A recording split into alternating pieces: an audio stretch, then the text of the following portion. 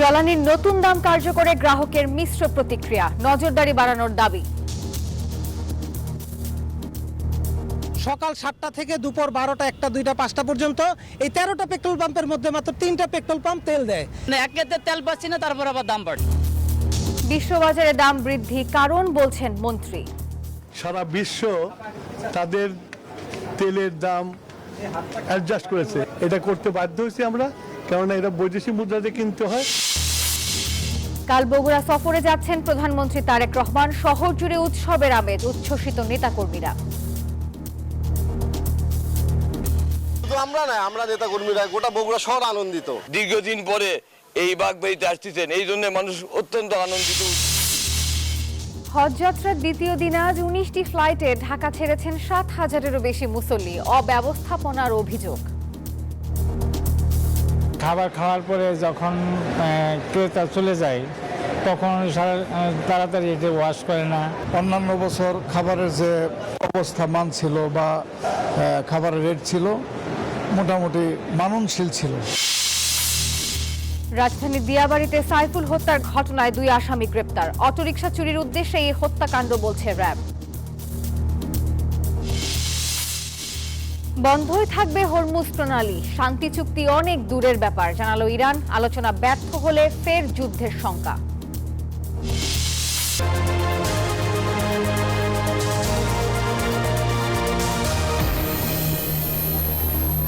স্বাগত নিউজ 24 সংবাদে। পুরো সংবাদে আপনাদের সাথে আছি আমি নাফিসা হক। দেখছিলেন বিআরবি কেবলস সংবাদ শিরোনামগুলো, এবার বিস্তারিত।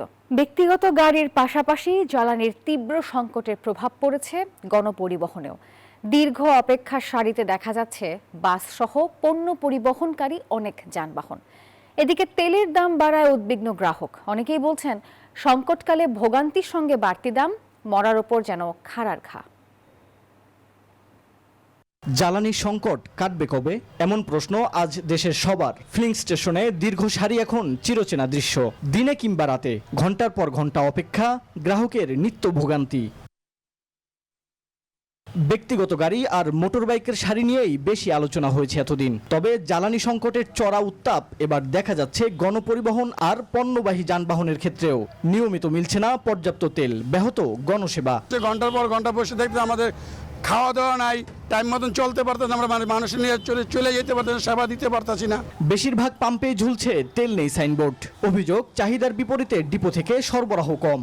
তেল বানানোর দামটা ঠিক আছে, যদি একটু কঠোর হতে পারে আইনটা, বা আমাদের যে পুলিশ আঙ্কেলরা আছে ওরা যদি একটু কঠোর হতে পারে, তাহলে আমার মনে হয় না এত কষ্ট আমাদের করা লাগবে। তেলের দাম বাড়িয়েও আমরা যাতে তেলটা অ্যাভেলেবেল পাই, এই ভোগান্তিটা যাতে আমাদের না হয়। গ্রাহকের কপালে দুশ্চিন্তার ভাঁজ এখন আরো পুরু। অভিযোগ দাম বাড়লেও কমছে না ভোগান্তি। এই দামটা যদি আগে তাদের সেই ডিসিশন যদি থাকতো, তাহলে আগে দিলে আমরা এই হ্যারাসমেন্টটা হইতাম না। এই ভোগান্তি থেকে আমরা আসলে কবে উত্তরণ পাবো? আমার মনে হচ্ছে যে মরার পরে খাড়ার ঘা। জ্বালানি তেলের সংকট যেন মহামারী রূপ ধারণ করেছে। দেশ জুড়েই এমন চিত্র।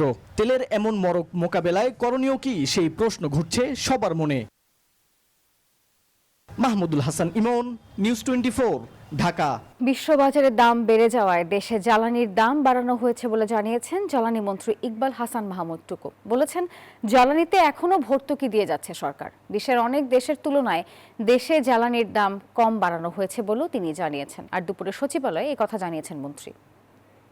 যুদ্ধ লাগার পর থেকে আমরা যে ইম্পোর্ট করে যে আমরা যে স্টক তৈরি করেছি, তার যে দাম পড়েছে সেই দামের থেকে নিচে আমরা এখন প্রাইস অ্যাডজাস্টমেন্ট করছি। এটা করতে বাধ্য হয়েছি আমরা, কেননা এটা বৈদেশিক মুদ্রাতে কিনতে হয়, এবং সেটা যাতে কিছু বেরিয়ে আমরা সহনীয় লেভেলে থাকতে পারি সেই ব্যবস্থা করেছি। আজকের জ্বালানি তেলের দাম এবং ফিলিং স্টেশনের চিত্র জানাতে আমরা আমাদের সহকর্মীদের সাথে যুক্ত হব। শুরুতেই যাব রাজধানীর আসাদ গেটে, রয়েছেন সহকর্মী মাহমুদুল হাসান ইমন। ইমন, জানাবেন জ্বালানি তেলের বাড়তি দাম নিয়ে গ্রাহকরা কি বলছেন, এবং একই সঙ্গে দাম বাড়ানোর পরে আজকের ফিলিং স্টেশনগুলোর চিত্র কেমন? দীর্ঘ লাইন কি দেখা যাচ্ছে কিনা? জ্বালানি তেলের দাম বাড়ানোর পর গ্রাহকদের কাছ থেকে আমি মিশ্র প্রতিক্রিয়া পেয়েছি। কেউ কেউ বলছেন এটি আসলে সুখকর হবে, আবার কেউ কেউ বলছেন এটা আসলে শঙ্কা তাদের কাছে। কারণ তারা ভোগান্তি তো তাদের কাটছে না, তারা আসলে যেটি চেয়েছিল যে দাম বাড়ালে যদি ভোগান্তি কমে তাহলে দাম বাড়াক। আবার অনেকে যেটা বলছেন যে আসলে দাম বেশি বাড়ানো হয়ে গিয়েছে, মানে অকটেন প্রতি আমরা জানি যে 120 টাকা থেকে 130 টাকা 140 টাকা পর্যন্ত বাড়ানো হয়েছে। 20 টাকা তাদের জন্য আসলে অনেকটা বেশি ভোগান্তি বলে তারা আমাদের কাছে মত দিয়েছেন। আর আমরা সকাল থেকে রাজধানীর বেশ কয়েকটি তেলের পাম্পে ঘুরেছি, সেখানে যে চিত্র আসলে আমরা দেখতে পেয়েছি, বেশিরভাগ পাম্পই ছিল বন্ধ। পাম্প সংশ্লিষ্ট যারা আছেন তারা যেটি বলছেন আমাদেরকে সেটি হচ্ছে যে বেশিরভাগ পাম্পই বন্ধ থাকার কারণে যেসব পাম্প খোলা রয়েছে সেসব পাম্পে আসলে দীর্ঘ সিরিয়ালের দেখা পড়ে। এবং এর পাশাপাশি তারা আমাদেরকে আরেকটি কারণ জানিয়েছেন, সেটি হচ্ছে যে গ্রাহকদের মধ্যে যে আতঙ্ক ছড়িয়েছে, এই আতঙ্ক আসলে এই দীর্ঘ সিরিয়ালের একটি অন্যতম কারণ। মূল্য বৃদ্ধি হয়েছে গত রাতেই, যেটি আসলে আজকে সকাল থেকে কার্যকর হয়েছে। সকাল থেকে যারা তেল নিচ্ছেন তাদেরকে নতুন দামে তেল নিতে হচ্ছে। গ্রাহকরা আমাদেরকে বলছেন নতুন দামে তেল নিতে হলেও তারা বলছেন যে আসলে তারা অখুশি নন। তারা অখুশি এই জন্য যে ঘন্টার পর ঘন্টা লাইনে দাঁড়িয়ে তাদেরকে তেল নিতে হচ্ছে। এই ভোগান্তির আসলে লাঘব চান তারা। এছাড়াও আমরা বেশ কয়েকজনের সাথে কথা বলেছি, পাম্প সংশ্লিষ্টদের সাথে কথা বলেছি, সকলেই আসলে এই সংকট থেকে উত্তরণ চান বলে আমাদেরকে জানিয়েছেন। এই ছিল রাজধানীর আসাদগেট থেকে আমার কাছে সর্বশেষ তথ্য।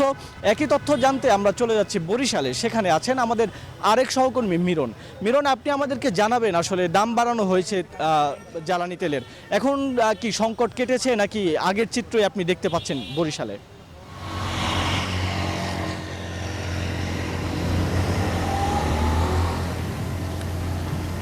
ইমন, আপনি আপনার বক্তব্যে ঠিকই বলেছেন যে অনেকগুলো পাম্প বন্ধ থাকায় কিন্তু এক ধরনের নতুন সংখ্যা তৈরি হয়েছে। দাম বাড়ার চেয়েও মূলত মানুষ বা গ্রাহকরা তেল চায়, সেটা জ্বালানি তেলটা যাতে সহজলভ্য হয় সেটাই তারা বলছেন। আমরা যেমনটা দেখছি যে আমরা শহর থেকে একটু বের হয়ে ঢাকা বরিশাল মহাসড়কের একটি পাম্পে এসেছি, তুর্য ফিলিং স্টেশন। যে এখন পেট্রোল অকটেন নেই, শুধু ডিজেল আছে, সে কারণে সকাল থেকে এখানে কিন্তু আমরা যেমনটা দেখেছি যে মোটরসাইকেলের দীর্ঘ লাইন ছিল, কিন্তু এই মুহূর্তে যেহেতু এই পেট্রোল পাম্পে অকটেন পেট্রোল না থাকার কারণে কিন্তু এখান থেকে পেট্রোল অকটেন দেওয়া হচ্ছে না। এবং কর্তৃপক্ষ বলছে যে অকটেন গত 1 মাসেও তারা অকটেন সরবরাহ পায়নি, সেই কারণে তারা দিতে পারেনি। কিন্তু এর আগে আমরা যে ফিলিং স্টেশনে ছিলাম সেখানে আমরা দেখেছি যে সব পেট্রোল অকটেন এবং ডিজেল সবই আছে এবং সেখানে কিন্তু রেশনিং সিস্টেম করে তারা পেট্রোল অকটেন ডিজেল দিচ্ছে। ফলে এক ধরনের দুর্ভোগ রয়েছে এবং গ্রাহকরা যেমনটা বলেছে যে হঠাৎ করে দাম বাড়ানো না বাড়িয়ে যদি আলোচনা করে এটি দাম বাড়ানো হতো তাহলে একটু সংখ্যা দূর হতো। তারপরও তারা বলছেন যে দাম বাড়ালেও যাতে সহজলভ্য হয়, সহজে যেহেতু জ্বালানি তেলটা পাওয়া যায় তার ব্যবস্থা করবার জন্য তারা দাবি করেছেন। যদিও এখন এরকম যেমন তুর্য ফিলিং স্টেশনের মতো আমরা দেখেছি অনেকগুলো ফিলিং স্টেশন কিন্তু বন্ধ রয়েছে। বন্ধ থাকার কারণে কিন্তু গ্রাহকরা বিভিন্ন ফিলিং স্টেশন ঘুরে যেসব জায়গায় পেট্রোল আছে সেখানে কিন্তু দীর্ঘ লাইন দেখেছি। যেমন আগের বুলেটিনে আমরা যেখানে ছিলাম সেখানে কিন্তু দীর্ঘ লাইন দিয়ে বিশেষ করে মোটরসাইকেল বা গণপরিবহনের তেল দিতে আমরা দেখেছি। এবং গণপরিবহনের যারা চালায় তারা যেমনটা বলেছেন যে এর প্রভাব কিন্তু পড়ছে সাধারণ যাত্রীদের উপর। সুতরাং এই পরিস্থিতি মোকাবেলা করবার জন্য সরকারের দৃষ্টি দেওয়ার কথা বলছেন এবং নজরদারি বাড়ানোর কথা বলছেন। কৃত্রিম সংকট তৈরি হচ্ছে, কেউ জ্বালানি তেল সংরক্ষণ করে রাখছে এমন অভিযোগ করেছেন কেউ। সব মিলিয়ে তেল নিয়ে যে তেলস্মাতি সেটা বন্ধ হোক, দাম বাড়ালেও তেলের সহজলভ্যতা হোক, এমনটাই প্রত্যাশা করছেন গ্রাহকরা। এই ছিল বরিশাল থেকে আমার কাছে জ্বালানি তেল নিয়ে দাম বাড়া এবং বাড়ার পরে যে মানুষের মনে শঙ্কা, দুর্ভোগ, সেই নিয়ে সবশেষ তথ্য। ফিরছি স্টুডিওতে। মিরন এবং ইমন দুজনকে ধন্যবাদ। দেশের সব ধরনের জ্বালানি তেলের দাম লিটার প্রতি 15 থেকে 20 টাকা বাড়ায় গ্রাহকদের মধ্যে তীব্র মিশ্র প্রতিক্রিয়া দেখা দিয়েছে। সরকারের পক্ষ থেকে একে আন্তর্জাতিক বাজারের সঙ্গে সমন্বয় বলা হলেও সাধারণ মানুষ বলছে এর ফলে জীবনযাত্রার ব্যয় বৃদ্ধির পাশাপাশি চরম ভোগান্তিতে পড়তে হবে। জ্বালানি তেল কিনতে আজ থেকে গুনতে হবে বাড়তি টাকা। ভোক্তা পর্যায়ে জ্বালানি তেলের বাড়তি দামে হতাশ নিম্ন ও মধ্যবিত্তের গ্রাহক। আজও খুলনার বিভিন্ন ফিলিং স্টেশনের সামনে গ্রাহকদের দীর্ঘ সারি দেখা গেছে। তারা বলছেন জ্বালানি তেলে লিটার প্রতি 20 টাকা দাম বাড়লেও পরিস্থিতি স্বাভাবিক হয়নি। ফিলিং স্টেশনগুলোতেও জ্বালানি তেলের সংকট কাটেনি। তেল পাচ্ছি 300-400 টাকা, ও পাশে দামও বাড়ায় দিল, 4 ঘন্টা 5 ঘন্টা লাইন দিতে হয়, তা আমাদের কি শান্তি হলো? পার লিটার 20 টাকা করেছে, কিন্তু 20 টাকা বাড়ার পরে যে ভোগান্তিটা, সেই ভোগান্তিটা আমাদের সহ্য করতে হচ্ছে। এদিকে আকস্মিক মূল্য বৃদ্ধিতে নারায়ণগঞ্জের 4টি ডিপো থেকে জ্বালানি তেল সংগ্রহে ভোগান্তি পোহাতে হচ্ছে বিভিন্ন ফিলিং স্টেশনের মালিক ও ডিলারদের। তাদের দাবি নতুন দাম অনুযায়ী ব্যাংক থেকে পে অর্ডার করতে গিয়ে হয়রানির শিকার হচ্ছে তারা। জনগণের যে কষ্টটা, লাইনে দাঁড়ায় তেল লওয়া, তেল পাচ্ছে না, আমরা তেল পাচ্ছি না, আমরা গ্রাহককে তেল দিতে পারছি না ভালোভাবে, ডিপোর কাছ থেকে আমরা যা পাই তা তো আমরা গ্রাহকের কাছে ভালোভাবে দিতে পারছি না। চট্টগ্রামেও আজ থেকে বাড়তি দামে বিক্রি হচ্ছে জ্বালানি তেল। পর্যাপ্ত জ্বালানি আমদানির পরও চট্টগ্রামের ফিলিং স্টেশনগুলোতে কমছে না ভোগান্তি। তেলের ডিপো থেকে বাড়তি দামে তেল কিনায় বাড়তি দামে তেল বিক্রি করতে হচ্ছে তাদের। আমি গত বছর উত্তোলন বেশি করছিলাম, ওই পরিমাণ আমি তেল পাচ্ছি এই বছর, ওই জন্য আমি তেল দিতে পারছি। আজকে কয়েকদিন থেকে আমরা অপেক্ষা আছি। আজকে ফজর নামাজ পড়ে আসছি, তারপরেও আমি 50 জনের পিছনে। বাড়তো 2 টাকা 5 টাকা বাড়তো, কিন্তু 15 টাকা সেটা পাবলিকের জন্য সাধারণের জন্য অনেক টাকা বেড়ে গেছে। বরিশালের বিভিন্ন ফিলিং স্টেশনের সামনে একই চিত্র, যানবাহনের দীর্ঘ সারি দেখা গেছে। মূল্য বৃদ্ধি এবং তেল না পাওয়া নিয়ে গ্রাহকদের মাঝে মিশ্র প্রতিক্রিয়া। একটা হয়রানির ব্যাপার যে এই যে বাচ্চা লইয়া বা মেডিকেলে যাম, যে জায়গায় হঠাৎ করে যাওয়ার জন্য আমরা দেখা যায় অনেক সিরিয়াল ধরা লাগে। তেলের প্রচন্ড দাম বাড়ছে, এই দাম আমরা কিনতে সক্ষম না। এদিকে জ্বালানি তেলের নতুন দাম কার্যকর হলেও রংপুর, রাজশাহী, ময়মনসিংহ, কুষ্টিয়া সহ দেশের বিভিন্ন জেলাতেও এখনও জ্বালানি সরবরাহ স্বাভাবিক হয়নি। Desk report, news 24। সার্বিকভাবে স্বস্তি থাকলেও আশকোনা ক্যাম্পের ব্যবস্থাপনায় নানান ক্ষোভ জানাচ্ছেন হজযাত্রীরা। তারা বলছেন খাবারের মান খারাপ, দামও আকাশচুম্বী। ডরমেটরিতে মশার উৎপাত, অপরিচ্ছন্ন থাকছে শৌচাগার। কর্তৃপক্ষ অবশ্য বলছে ভোগান্তি কমাতে সর্বোচ্চ চেষ্টাই করছেন তারা। মাসুদ সুমনের প্রতিবেদনে থাকছে বিস্তারিত। সবাই আজ একই পথের সাথী। গন্তব্য সৌদি আরবে মরুর বুকে দাঁড়িয়ে থাকা কালো গ্রাফে মোড়া আল্লাহর ঘর। একজোড়া কাঁপানো হাত আর ভেজা কণ্ঠে উচ্চারিত হবে লাব্বাইক আল্লাহুমা লাব্বাইক। পরম প্রশান্তির সেই প্রহর গুনছেন তারা। আল্লাহর কাছে অনেক গুনাহ করছি, পাপ করছি, ক্ষমা চামু আল্লাহ দরবারে। আল্লাহ যেহেতু আমাদেরকে জান্নাতবাসী করে। সারা বিশ্বে মুসলমানরা নির্যাতিত হচ্ছে, তাদের কল্যাণের জন্য, তাদের উপর শান্তির জন্য, তাদের উপরে আল্লাহর খাস রহমতের জন্য দোয়া করব। আশকোনা হজ ক্যাম্পে এমন আনন্দের মাঝেও রয়েছে বিষাদ। দ্বিতীয় দিনে ডরমিটরিতে থাকা হজযাত্রীদের কণ্ঠে ঝরল এক রাশ ক্ষোভ। এটি আশকোনা হজ ক্যাম্পের ভিতরে পর্যটন কর্পোরেশনের ক্যান্টিন। হাজিদের জন্য খাবারের ব্যবস্থা করেছে একটি সেদ্ধ ডিম, খিচুড়ি, সামান্য সবজি, যেটি সর্বোচ্চ বাজার মূল্যে দাম হওয়া উচিত 70 থেকে 80 টাকা, যা এখানে নেওয়া হচ্ছে 150 টাকা। এ নিয়ে বিস্তর অভিযোগ হজ প্রত্যাশীদের। শুধু খাবার নয়, মশার উপদ্রব, শৌচাগারের পরিচ্ছন্নতা নিয়েও রয়েছে বিস্তর অভিযোগ। খাবার গুণগত মানও ভালো না এবং পরিবেশগত দিক থেকেও অনেক নিম্নমানের। এই বছর যে দুরবস্থা, মানে প্যাকেজ সিস্টেম করছে এবং খাবারের মান অত্যন্ত দুর্বল। আমরা ক্যাফেটেরিয়াতে গেলাম, মসজিদে গেলাম, যেখানে গেলাম মশা, প্রচুর মশা। হজ অফিস বলছে সংকট সমাধানে সর্বোচ্চ গুরুত্ব দিয়ে কাজ করছেন তারা। আমরা আপনারা যে অভিযোগগুলো আপনাদের কাছে এসেছে, আমরা এগুলো সবই আন্তরিকভাবে দেখব। মাননীয় মন্ত্রী মহোদয় গতকালও গভীর রাত পর্যন্ত এখানে ছিলেন। আমরা পর্যটনের সঙ্গে গতকালও কথা বলেছি। এসব ভোগান্তি বাদে সার্বিক ব্যবস্থাপনা নিয়ে সন্তুষ্টির কথা জানিয়েছেন মহান আল্লাহর ঘরের মেহমানরা। মাসুদ সুমন, নিউজ 24, ঢাকা। রাজধানীর বাংলা মোটরে কেন্দ্রীয় কার্যালয়ে সমসাময়িক রাজনীতি এবং সাংগঠনিক বিষয় নিয়ে জরুরি সংবাদ সম্মেলনে কথা বলছেন এনসিপির আহ্বায়ক নাহিদ ইসলাম। আমরা সরাসরি চলে যাচ্ছি তার বক্তব্যে। মোহাম্মদ মোশাররফ হোসেন, সুলতান মারুফ তালহা, তৌসিফ মাহমুদ সোহান, ফারহানা শারমিন সুচি, সাজ্জাদ সাব্বির, পুষ্টিবিদ মোহাম্মদ রায়হানুল ইসলাম, আব্দুল আজিজ ভুইয়া, আহমেদ করিম চৌধুরী, দিলারা খানম, কাজী সালমান, শোয়েব হাসান রায়ান, মোহাম্মদ সোয়েব হাসান, মুরাদ হোসেন, প্রকৌশলী আবু সাইদ মোহাম্মদ নুমান, ফায়াদ শাহেদ, প্রকৌশলী মোহাম্মদ ইমাম উদ্দিন রিয়াদ, মোস্তফা কামাল মাহাথির, আরাফাত ই রাব্বি প্রিন্স, কাজী আহনাফ তাহমিদ, মোহাম্মদ শামীম, বদরে আলম শাহিন, মোহাম্মদ নাজমুল হক, মাসুমা বিল্লাহ সাবিহা, ফারজানা আক্তার, তাওহিদুল ইসলাম জবি জগন্নাথ বিশ্ববিদ্যালয়ের, রাকিবুল ইসলাম জাহাঙ্গীরনগর বিশ্ববিদ্যালয়ের, সাদাম মুতাসিম প্রান্তিক নর্থ সাউথ বিশ্ববিদ্যালয়ের, মহিউদ্দিন হাসান, মোহাম্মদ নুরুল হাসান আল মাহমুদ। এখানে আপ বাংলাদেশের বেশিরভাগ নেতৃবৃন্দ আপ বাংলাদেশের, এছাড়াও স্বতন্ত্রভাবে বৈষম্য বিরোধী এবং এছাড়াও স্বতন্ত্রভাবে আরও কিছু ব্যক্তিবর্গ এখানে যুক্ত হয়েছে। আমাদের এখানে যারা আছেন তারা এনসিপিতে আনুষ্ঠানিকভাবে কেন্দ্রীয়ভাবে যুক্ত হচ্ছে। আমরা বিকালে প্রেস বিজ্ঞপ্তির মাধ্যমে কে কোন জায়গায় দায়িত্ব পালন করবেন সেটা আমরা জানিয়ে দিব আপনাদেরকে। এবং এছাড়াও আমাদের আপ বাংলাদেশ সহ আরও কিছু প্ল্যাটফর্মের তৃণমূল পর্যায়ে যারা জেলায় জেলায় কাজ করছে, তারা জেলায় জেলায় সবাই সারা দেশেই একইভাবে যুক্ত হয়ে যাবে বৈষম্যবিরোধী আপ বাংলাদেশ, এবং তারপর তারা এনসিপি। দর্শক, জরুরি সংবাদ সম্মেলনে কথা বলছিলেন নাহিদ ইসলাম। আমরা এতক্ষণ সরাসরি ছিলাম সেখানে। হামের প্রাদুর্ভাব বেড়ে যাওয়ায় স্কুল বন্ধ করে অনলাইনে ক্লাসের নির্দেশনা চেয়ে করা রিটের শুনানি আগামীকাল। রিটকারীর আবেদনের প্রেক্ষিতে বিচারপতি রাজিকাল জলিল ও দেবাশিস রায়ের বেঞ্চে আজ শুনানির জন্য জমা দেয়া হলে কোর্ট শুনানির এই দিন ধার্য করেন।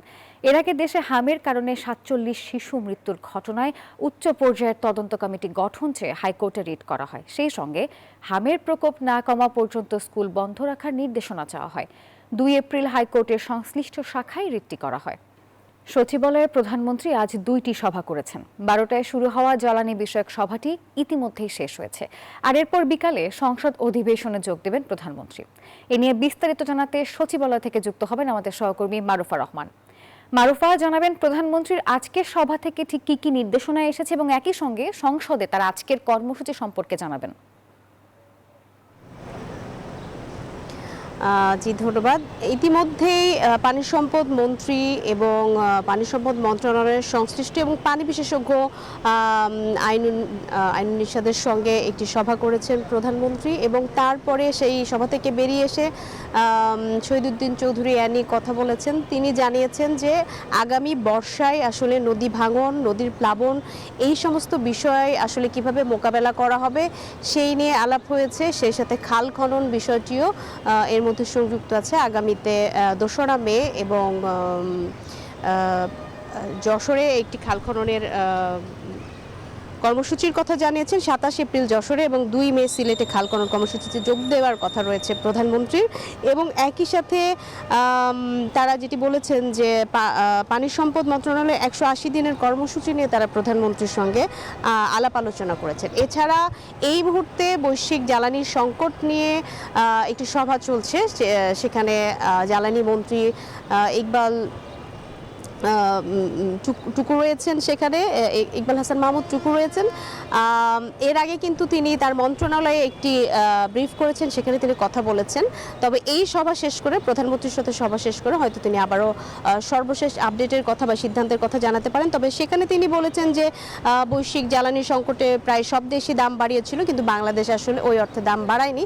যেটি সম্প্রতি দাম বাড়ানো হয়েছে সেখানেও সরকারের ভর্তুকি রয়েছে। যেই দামে আসলে তেল কেনা হচ্ছে সেখানে ভর্তুকি দেয়া হচ্ছে বলে তিনি জানিয়েছেন। এবং এর প্রভাবে যেই দ্রব্যমূল্যের উপর পড়ছে যে প্রভাব, সেটি আসলে যুদ্ধের প্রভাব বলেই মন্ত্রী সাংবাদিকদেরকে জানিয়েছেন। তো এই মুহূর্তে জ্বালানি মন্ত্রীর সঙ্গে প্রধানমন্ত্রীর সভা চলছে। সেখান থেকে বেরিয়ে আসলে হয়তো আমরা নতুন কোনো তথ্য পেতে পারি জ্বালানি সংক্রান্ত।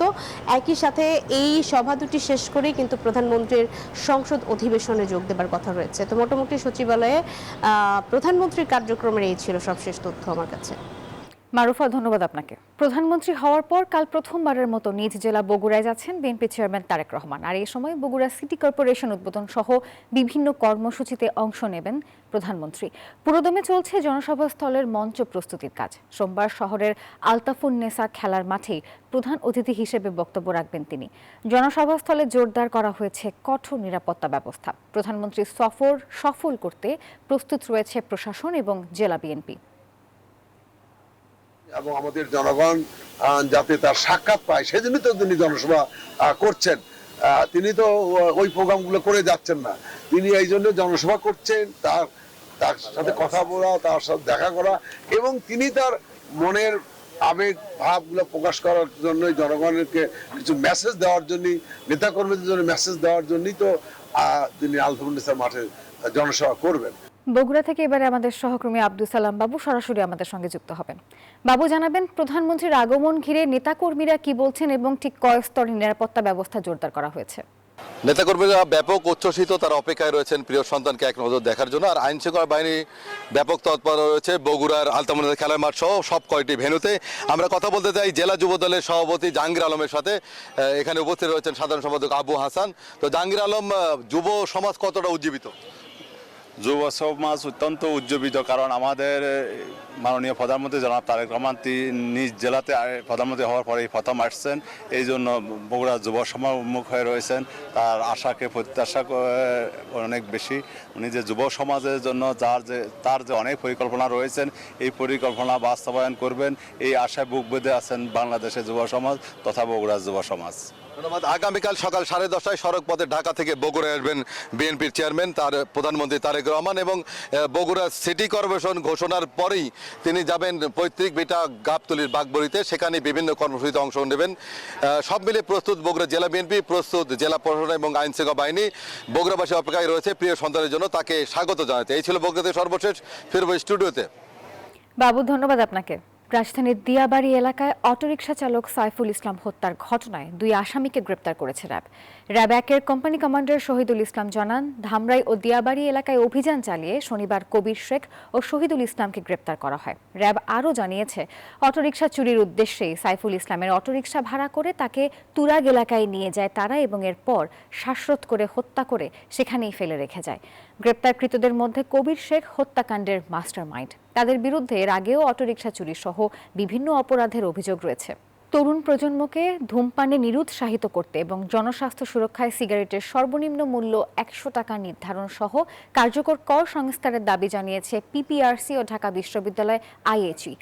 রোববার সকালে জাতীয় প্রেস ক্লাবের আয়োজিত এক প্রাক বাজেট সংবাদ সম্মেলনে গবেষকরা জানান, বর্তমান 4 স্তরের জটিল কর কাঠামোর সুযোগ নিয়ে তামাক কোম্পানিগুলো ব্যবসা বাড়াচ্ছে। আর এ সময় PPRC chairman doctor Hossain Zillur Rahman বলেন, তামাক নিয়ন্ত্রণ নীতির বিশ্লেষণ ভ্রান্তি দূর করে আইন আরও শক্তিশালী করা প্রয়োজন। যুক্তরাষ্ট্রের অবরোধ প্রত্যাহার না করা পর্যন্ত হরমুজ প্রণালী বন্ধ রাখার ঘোষণা দিয়েছে ইরানের ইসলামিক বিপ্লবী গার্ড। শনিবার এক বিবৃতিতে তারা জানায়, হরমুজের দিকে কোনো জাহাজ এগিয়ে এলে হামলা চালানো হবে। ইরানের অভিযোগ, যুক্তরাষ্ট্র বরাবরই বিশ্বাস ভঙ্গ করে আসছে। স্পিকার গালিবফ বলেছেন, ইরানের জাহাজ চলাচল করতে না পারলে অন্য কোনো দেশের জাহাজও হরমুজ অতিক্রম করতে পারবে না। অন্যদিকে পরিস্থিতি নিয়ে জরুরি বৈঠক করেছেন যুক্তরাষ্ট্রের প্রেসিডেন্ট ডোনাল্ড ট্রাম্প। বৈঠক শেষে এক মার্কিন কর্মকর্তা জানান, আলোচনায় অগ্রগতি না এলে নতুন করে যুদ্ধ শুরুর আশঙ্কা আছে। সংবাদের এখনকার আয়োজন এ পর্যন্তই। সঙ্গে থাকার জন্য ধন্যবাদ সবাইকে।